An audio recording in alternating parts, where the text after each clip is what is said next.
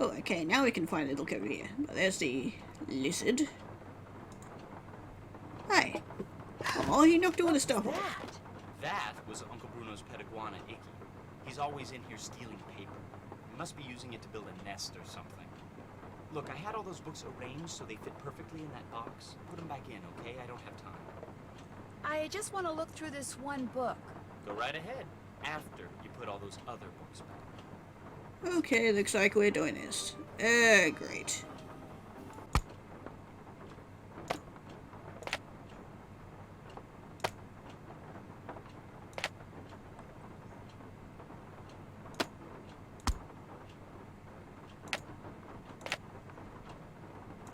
And there we go. God, that took a while. Okay, so this was the one we wanted to look at, apparently. Ah, we got a number there.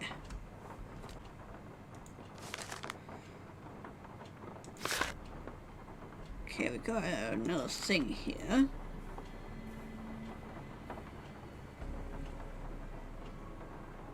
Don't like how creepy the music got.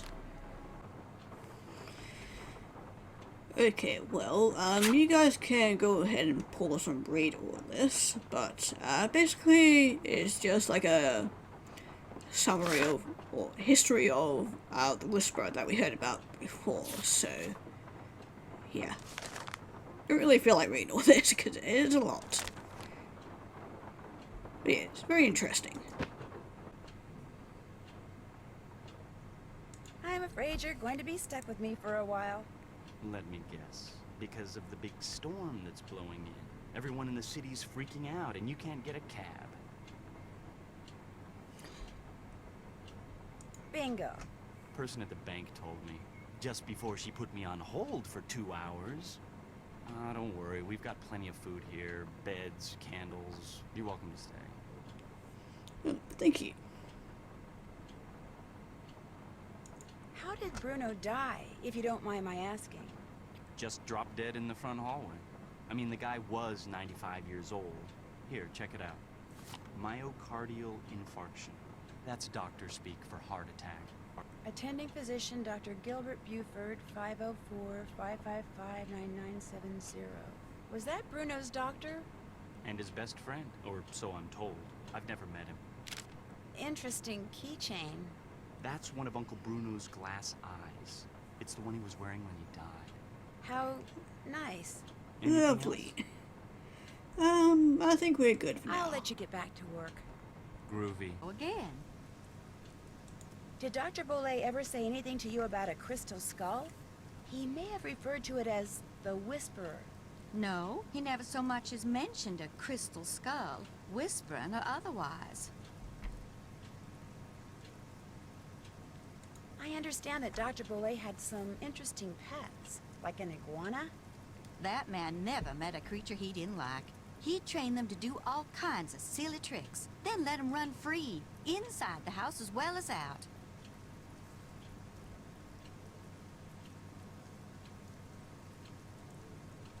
Do you know how he went about training them? I surely do not. Don't get me wrong. I liked Dr. Bollet, I truly did. But I swear, sometimes his activities made as much sense to me as bathing in a bayou full of gators. Yeah, I figured he's a bit of a eccentric man. Were you in the house when Dr. Bollet passed away? I was indeed. I was in the library cleaning when all of a sudden I heard a big thump. I hurried out to investigate, and sure enough, there was Dr. Bollet lying by the front door. And as I rushed over to him, the door opened and in walked Gilbert Buford. He took one look at Dr. Bollet and hollered at me to call 911. So I ran back into the library and did just that. When I came back out, Gilbert was leaning over Dr. Bollet, listening for breathing, I suppose. And then he started pushing up and down on his chest. But it was too late. Even I could tell that Dr. Bollet was gone.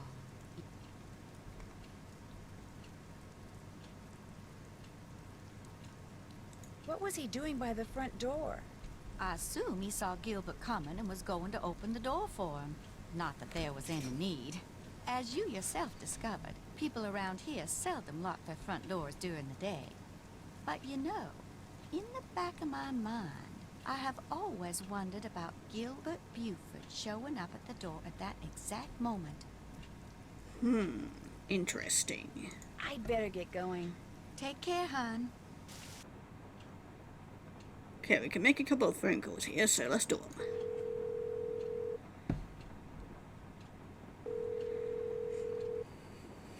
Yes, hello? Hi, my name's Nancy Drew. Is this Professor Hotchkiss? I am she, Nancy Drew. Your name has a ring to it. Do I know you? Yes, as a matter of fact, we met a little while back in Wisconsin. Oh, yes, you were the delightful young lady doling out the samples in the tasting room of that cheese factory. Yum, yum. No, I met you at Wickford Castle. That's ridiculous. There was no cheese tasting room at Wickford Castle. No, we were both guests there. I found a journal written by Marie Antoinette which you translated. Remember? Thanks to you, suddenly all I can think about is how wonderful a nice big slab of Colby cheese would taste right now. Listen, Mandy, I'm on a deadline, so if you could please just tell me why you called. But my name isn't... Deadline! Let's cut to the chase, shall we? Chop, chop. Okay, you're a bit fussy. Let's answer this. Did a man from New Orleans named Bruno Bollet ever call you? Ah, now there's a name you can remember. Bollet. Nice and French. I'm a scholar of French history, you know. Yes, I know. So did Bruno Bollet call you? Indeed he did. Oui, oui. Why did he call, if you don't mind my asking? Because he had read my book, of course. The Crystal Skulls. Fact or fable, one of my best efforts. Sold like hotcakes, smothered in a rich, tangy lemon sauce. Did he say anything about owning one of the skulls himself? I would have hung up on him straight away if he had. I tell you, Brandy, if I had $1 for every crackpot who's called claiming to own one of those skulls, I'd be able to dine at the Russian tea room every evening for the rest of my life. All right, that's a bit of hyperbole, but you get the picture. No. If memory serves, we talked mostly about the skull called the Whisperer. He wanted to know if I had learned any more about it since my book was published, which I hadn't, or if I had any theory as to what happened to it, which I didn't. And that was the extent of your conversation? Well, now, let me think. My, such insatiable curiosity, Nellie. You remind me of someone I encountered on one of my journeys. But for the life of me, I cannot remember her name or the circumstances. Nancy Drew? Wickford Castle? Ah! The eyes have it. I'm sorry? That's what Bruno Bollet said when I turned the tables and asked him if he had any idea where the Whisperer was. He said, the eyes have it. Then he chuckled and hung up. Okay, but you talking about his glass eyes? Because we've been going around finding a few of them.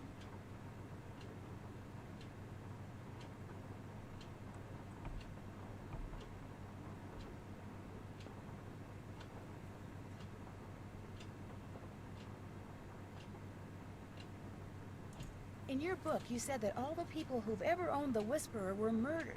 Yet Bruno Bollet dropped dead of a heart attack. Are you saying the Whisperer was in his possession after all? The scallywag! Why didn't he tell me that? Oh, that's right. I would have hung up on him. Well, if that's the case, then I strongly suggest you take a close look at his so-called heart attack, Sandy. Because if he owned the skull and he died, I guarantee you it was at the hands of someone else. Or my name's not Beatrice Gertrude Winifred Hotchkiss. So it could have been his friend that came visiting. How much would a crystal skull like the Whisperer be worth? In this crazy day and age, where the shorn hair and used tissues of celebrities get sold for thousands of dollars, there's absolutely no telling, Candy. $500,000 easily. Maybe even $1 million. Maybe 2. Maybe 10. The sky's the limit. Cha-ching, cha-ching. The idea that the Whisperer can make its owner immortal, do you believe that? I believe that things that defy any so-called rational explanations happen all the time, Nessie. Now, does that mean there are mysterious external forces at work in the universe of which we do not and cannot ever have full knowledge? Or does it all boil down to us? If the human heart desperately wants something to be true, does the human mind have the power to make it true? Who knows? Oh, questions, questions, questions. Oh, how dreary life would be without them. If someone found a skull made of crystal, how could they be sure it's one of the crystal skulls? Wonderful question, Francie. How indeed? Because there are sure to be thousands of fakes out there. Perhaps tens of thousands. But remember, the real skulls were made long before the tools commonly used for carving today were invented. Which means, let's put on our thinking caps.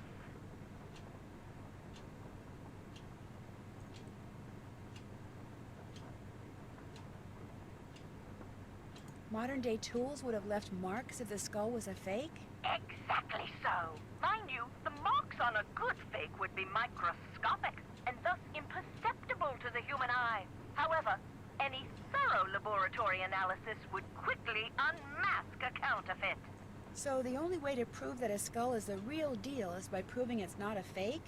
And by examining its provenance, its history of ownership. If it can be shown that a particular specimen has been passed along from antiquity into modern times and didn't just suddenly appear in, say, Germany in the mid-19th century, that would tend to support its authenticity as well. Okay, I think we're done here. That's it for now. Rock and roll! Okay, well, these characters are very weird. Anyway, let's call the doctor now. This is Dr. Gilbert Buford's answering service. How may I help you? I need to talk to Dr. Buford. Could you maybe give me a number where I can reach him? No, ma'am, I cannot. Is this an emergency? Sort of. I mean, it's not a medical emergency. See, I'm only going to be in town for a short time, and Dr. Buford and I have this mutual friend who died recently, and I just really need to talk to him about it. Need some consoling, huh? Yes, I need some consoling. That's it exactly. Well, tell you what. It's against the rules to give you his phone number, but I can tell you that now that he's all but retired, Dr. Buford spends most of his evenings at his favorite gumbo stand down in the French Quarter. If you really need to talk to him, you can probably find him there. Great. Do you know the address? It's at the corner of Rampart and Domain. Did you say Rampart and Domain? I did indeed. Granny Pumpkin's Cajun cooking. They make some darn fine gumbo. Thank you. Thank you very much. You're welcome, and I'm truly sorry about your loss. My loss? That mutual friend of yours and Dr. Buford's? Oh, right. Thank you. That's very kind of you. Bye. Okay, looks like we need the help of Bess again.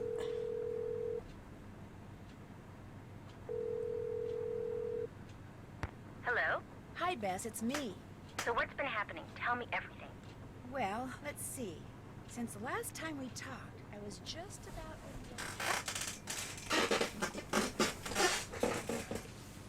Interesting stuff. But the reason I called is, I need you to talk to this doctor named Gilbert Buford, who, as it turns out, likes to hang out at a gumbo stand called Granny Pumpkin's Cajun Cookin', which should be right across from our hotel. You just want me to talk to him? That's it? Nothing nefarious? No black ops stuff? He was Bruno Bellay's doctor, and apparently his best friend, too. I just need for you to see if he thinks there was anything weird about the way Bruno died. What do you mean by weird? I mean, I kind of think maybe Bruno was murdered. Murdered? By whom? That's what I'm trying to figure out. Everyone's a suspect at this point. Including this Gilbert Buford guy? Well, Great, I'm gonna be chatting up Jack the Ripper. oh, I'm sure the guy's fine, but be subtle, just in case. Well, I can see the gumbo stand from our balcony. If he's the guy that's sitting down there, I guess he looks harmless. Okay, I'll go talk to him. Thanks, Bess. Let me know what happens. Cheerio. Okay, looks like we're talking to this guy. Why, hello, young lady. How kind of you to grace an old man with your lovely presence. Great, you're gonna be a creep. Are you Dr. Gilbert Buford? I'm delighted to report that I am indeed.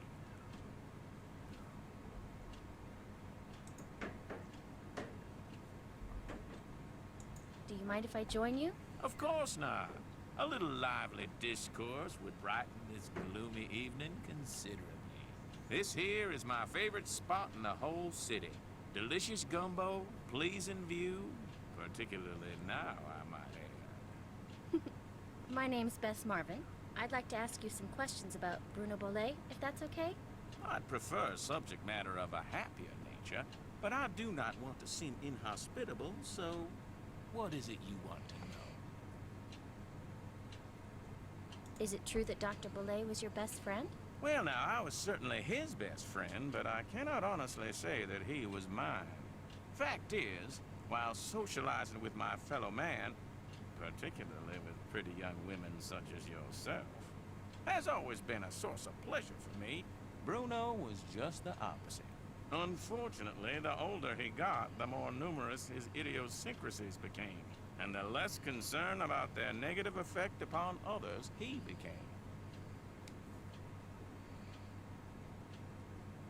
His idiosyncrasies didn't bother you? Now, as a doctor of medicine, I am not only accustomed to dealing with the abnormal, but I find that I'm actually drawn to it. I, for one, thoroughly enjoyed Bruno's outlandish personality. Although, at the same time, I fear it may have played a role in his demise. You see, he died of a myocardial infarction, most likely caused by age-related atherosclerosis. Dying of a heart attack is all too common for people who are socially isolated, and Bruno Bollet had most certainly become that. Dr. Bollet's housekeeper says you just happened to walk in just as he was having his heart attack. Is that true? Indeed it is. I hadn't seen him for a while, so I picked that day to pay him a visit. I walked up to the front door, found it unlocked as usual, opened it, and there he was, lying on the floor in obvious distress. The next thing I know, his housekeeper came running in and started shrieking and carrying on, until finally I sent her out of the room so she could summon an ambulance, and I could once again hear myself think. Then well, let's see. Then I knelt down and saw that he wasn't breathing. So I pulled him away from the doorway so I'd have more room to work on him, and began chest compressions. I continued until the medics arrived, but nothing they did made a difference either.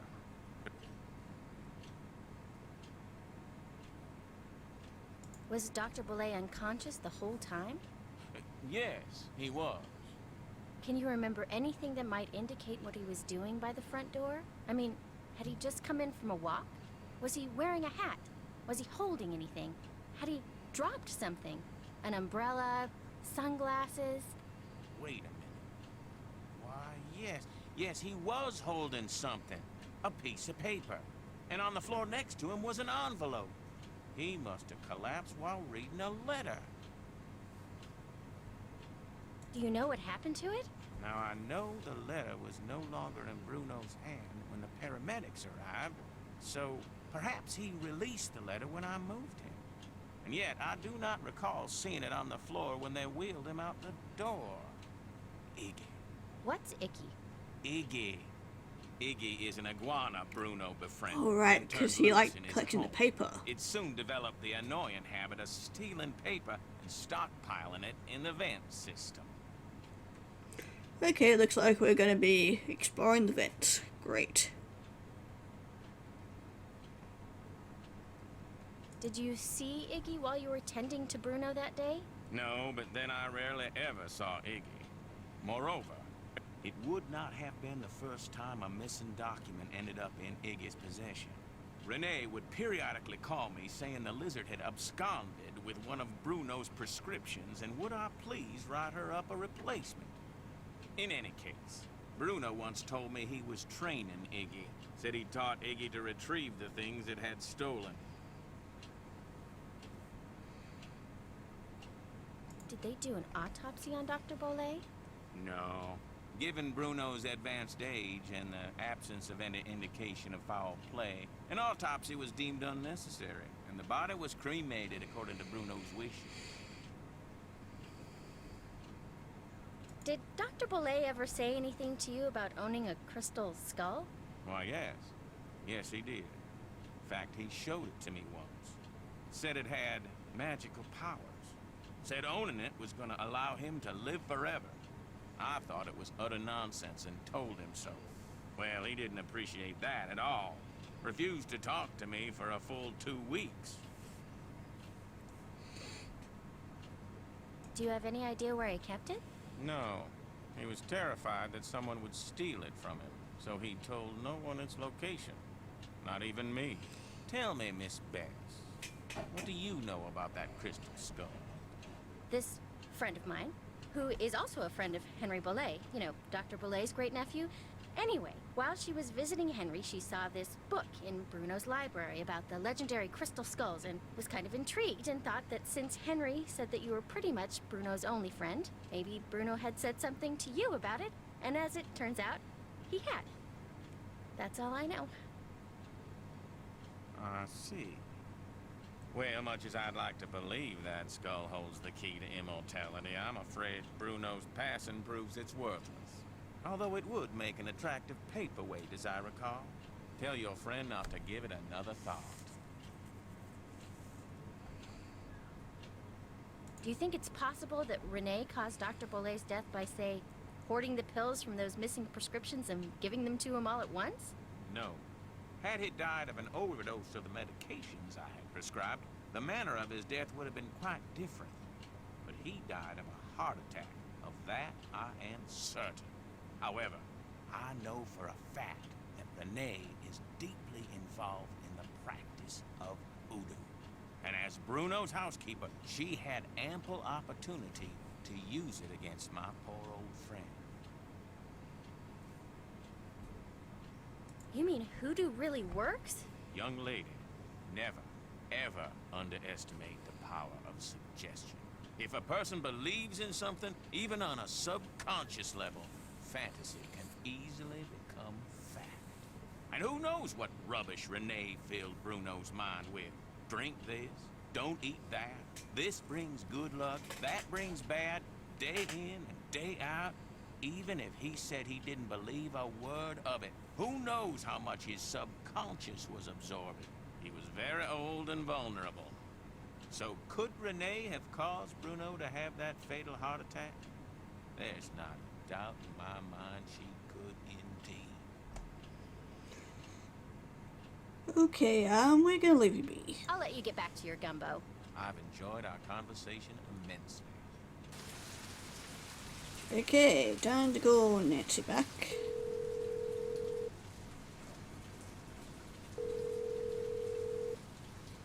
Hello? Hi, Nance. Okay, here's what's been happening at my end. And that's pretty much it. Good work. I'll take it from here. Thanks again. Good luck. Bye. Okay, so that was a lot of information. Hopefully we might be able to find the skull, but I have a bad feeling about it. Also, we need to find the iguana.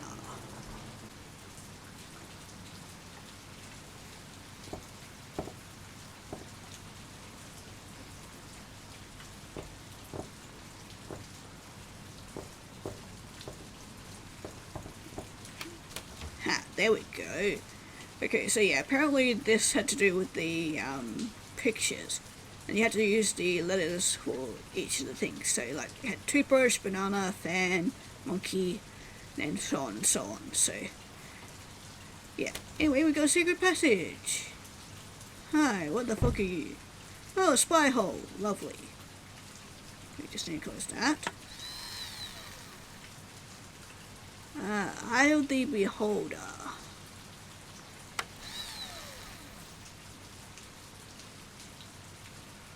Okay, looks like we're going back in there. Come on, Summer. Wait. You never said anything about that. Well, how was I supposed to know? I mean, what am I, telepathic? Look, I'll see what I can do, okay? What do you mean? You've gotta be kidding me, Summer. I don't have that kind of money. No, I don't have it now. But I will. Okay? Bye. It definitely sounds like he's in a bad debt. Huh, so yeah, we can go up here. Okay, there's a thing here. Oh, this is similar to the spider thing. Oh, I see. Okay, so you have 1, 2, 3. Okay. Gonna have to write this down. Okay, well at least we'll be able to solve that one now. Okay, let's go over here and check out this Eye of the Beholder. Oh great, another eye. Yay. Just what we need.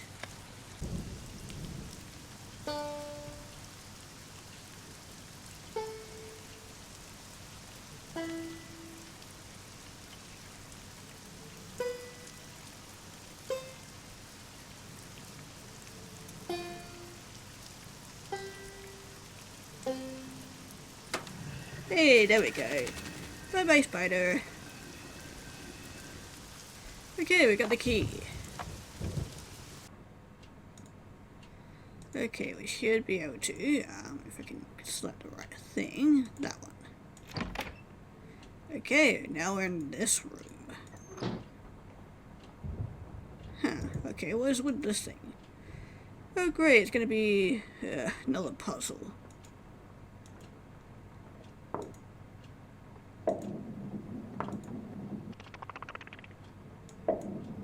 Ah, okay, so I need to deal with that, I guess?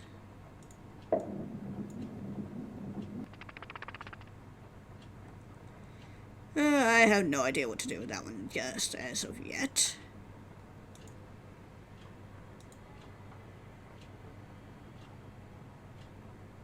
Oh great, another doll.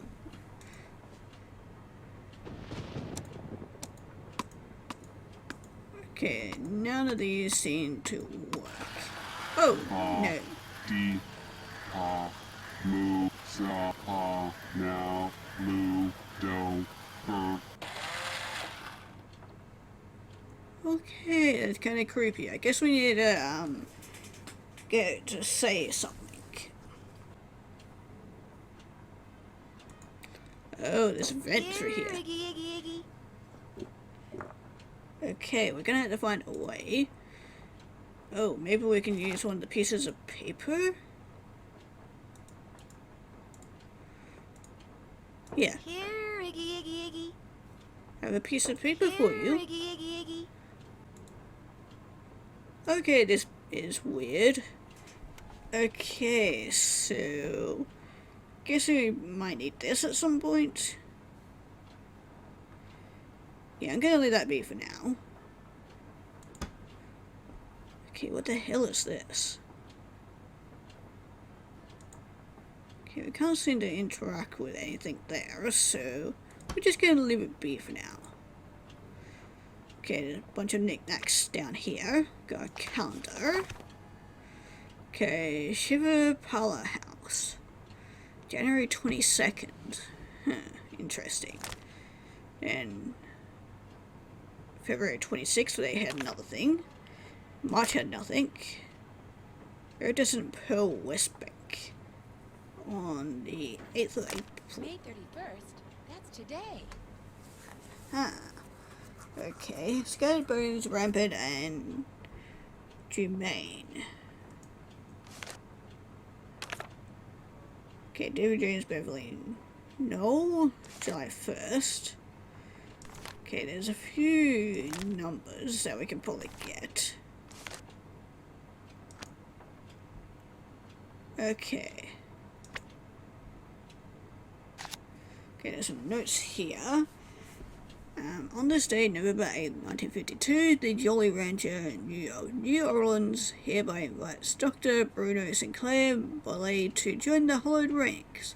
Speak of this to no one save the man who has championed you and will, should you accept this invitation, serve as your sponsor during the invitation process.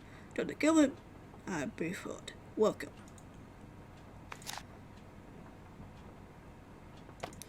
Get a book here. Short stories for tired eyes.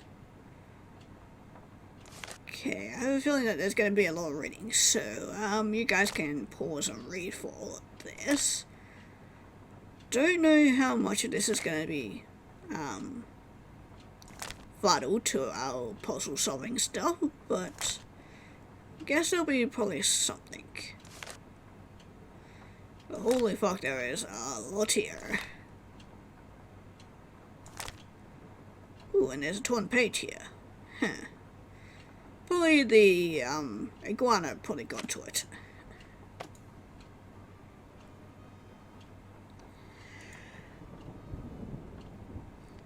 We got another eye here.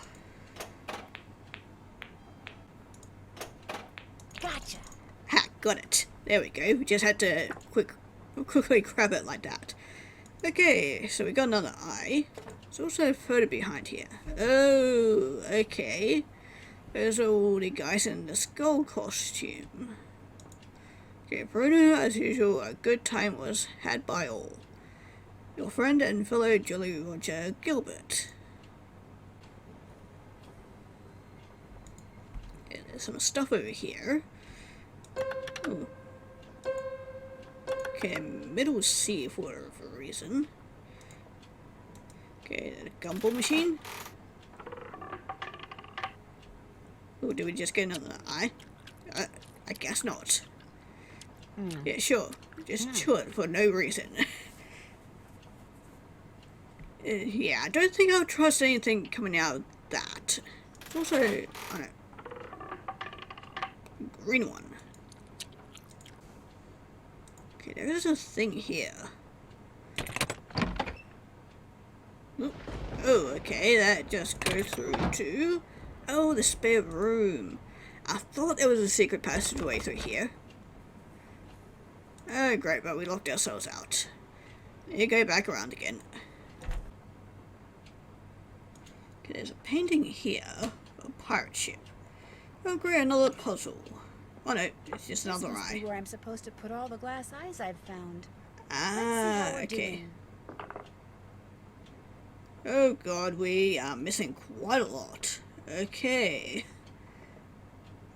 There's quite a few more to find.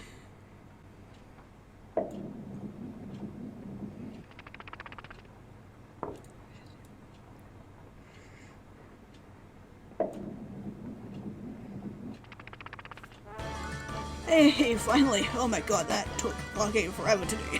Yeah, basically we had to get them all to change eyes, but holy hell, that took fucking forever. But we have another eye now. All that for a single eye. God.